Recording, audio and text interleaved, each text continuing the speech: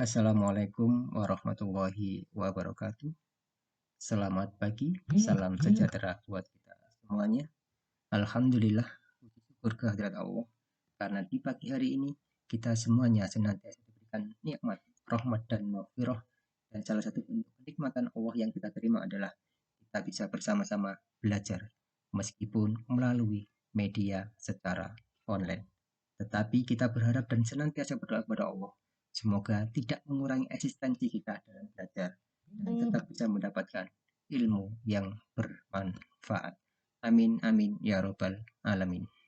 Anak-anakku semuanya, di kesempatan kali ini, perkenankan kami untuk mempresentasikan materi dari kelas 12 di mata pelajaran Pendidikan Agama Islam KD 1.6, yaitu tentang menganalisis pernikahan dalam Islam.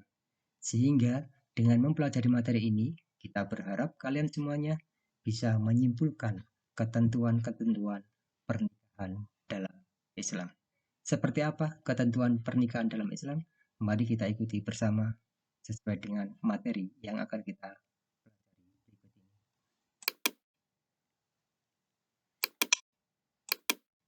Munakahat adalah kata lain dari nikah. Dalam ilmu fikih, nikah biasa disebut dengan istilah munakahat. Apa sih munakahat itu? Munakahat berarti pernikahan atau perkawinan yang secara bahasa berasal dari kata nikah. Yang secara bahasa, kata nikah berarti berkumpul atau bersatu atau al-jamu. Secara syariat, nikah itu berarti melakukan suatu akad atau perjanjian untuk mengikat diri antara seorang laki-laki dan seorang perempuan demi terwujudnya keluarga yang bahagia yang mendapatkan ridho dari Allah Subhanahu wa taala. Kunci utama di dalam berumah tangga adalah bahagia dan mendapatkan ridho dari Allah Subhanahu wa taala. Ayat yang menunjukkan tentang syariat dilakukannya nikah atau diperintahkannya untuk menikah adalah salah satunya adalah surat An-Nahl ayat 72 yang secara arti dan Allah menjadikan bagimu pasangan, suami atau istri dari jenis kamu sendiri.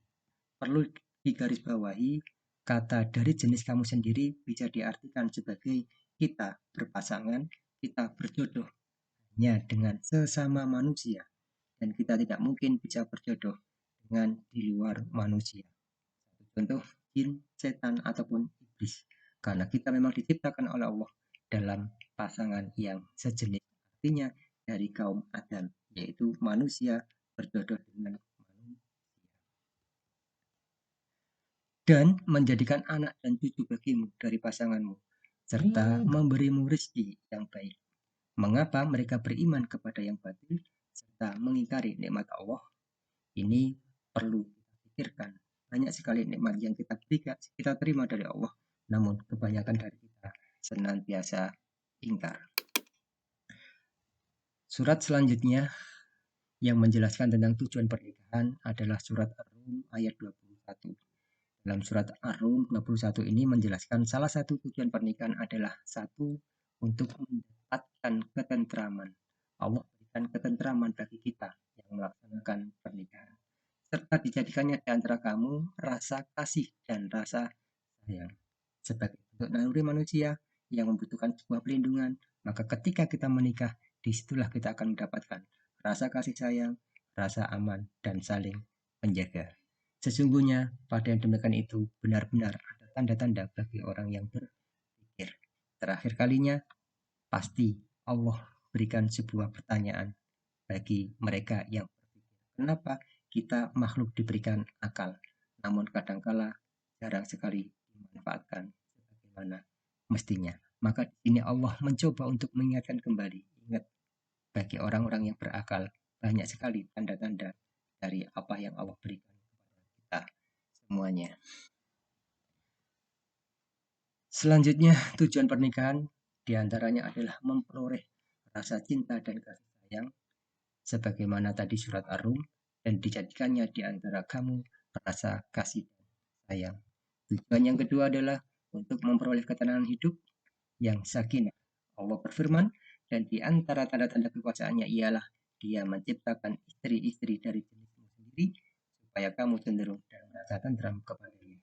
Dan yang terakhir, tujuan pernikahan adalah mewujudkan keluarga bahagia di dunia dan di akhirat. Nabi Shallallahu Alaihi Wasallam pernah bersabda, "Qalat tunkihul mar'atu li arba'i, limaliha, wali hasabiha, wa jamaliha, wali diniha, fatfar bidatiddin taribat jadak." Kriteria ketika seorang laki-laki mencari istri biasanya berdasarkan 4 hal.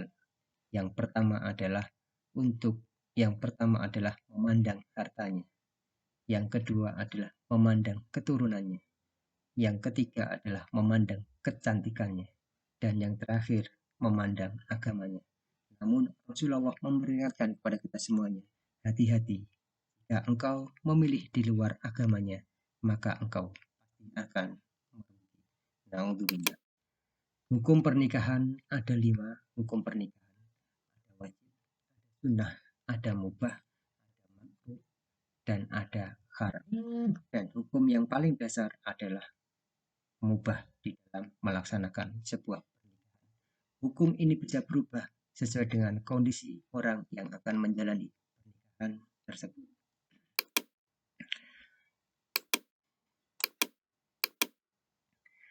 Salah satu bentuk syarat sah rukunnya pernikahan, maka ada syarat dan rukun.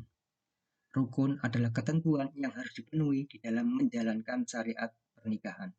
Ada 5 rukun yang harus terpenuhi. Yang pertama, adanya calon suami. Yang kedua, adanya calon istri. Yang ketiga, adanya wali. Yang keempat, adanya 2 orang saksi. Dan yang terakhir, ijab dan qabul.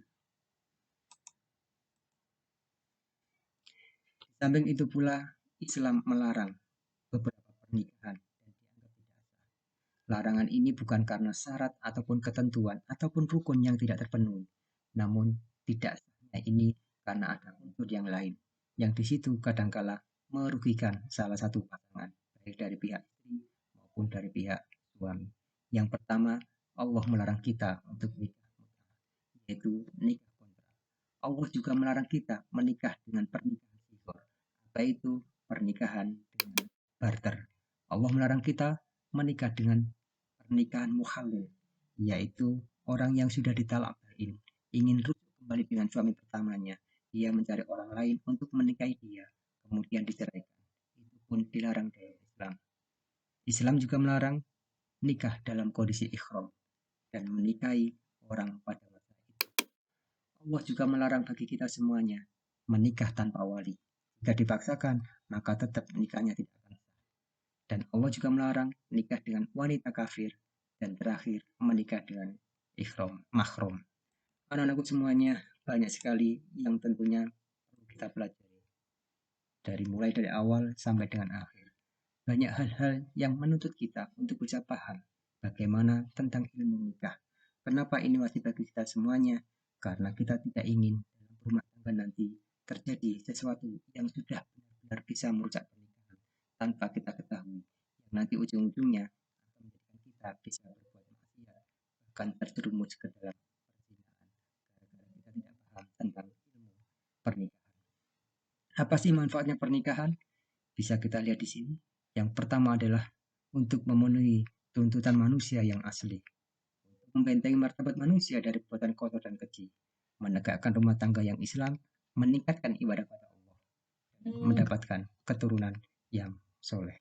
Anak-anakku semuanya, setiap syariat yang dituntunkan kepada manusia tentu ada hikmah di baliknya. Bisa jadi hari ini kita belum tahu apa hikmah yang terkandung, namun dengan mempelajari ilmu tentang pernikahan, kita akan tahu bagaimana hikmah yang terkandung di dalam pernikahan tersebut. Dan insya Allah itu tadilah semua yang bisa kita ambil hikmahnya dari materi kita tentang pernikahan dengan syariat Islam. Semoga apa yang kita sampaikan ini bisa memberikan manfaat. Kurang lebihnya saya mohon maaf, dan insya Allah akan kita sambung lagi di pertemuan-pertemuan selanjutnya. Wallahumma fiqh ila aqwamit thoriq. Assalamualaikum warahmatullahi wabarakatuh.